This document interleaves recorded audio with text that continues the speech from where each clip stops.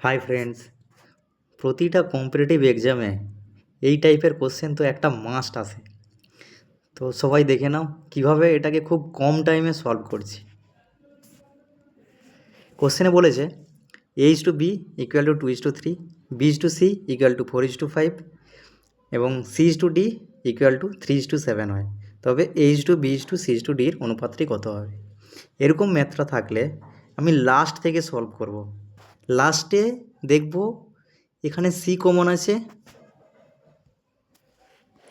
এখানে C common আছে, এখানেও সি আছে, তাহলে এখানে সি আছে 3, এখানে সি আছে 5, তাহলে সিটাকে সেম করব।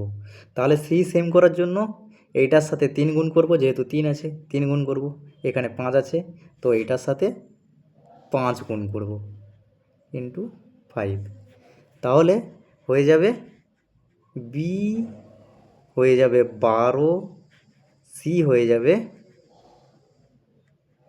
15। বাস, আর কিছু দেখার দরকার নেই। যেখানেই অপশানে 12-15 থাকবে সেটাকে টিক মেরে দেবো। তাহলে অপশান এ 8:12:15:35, তাহলে কোশ্চেনটা সলভ হয়ে যাবে। Thank you.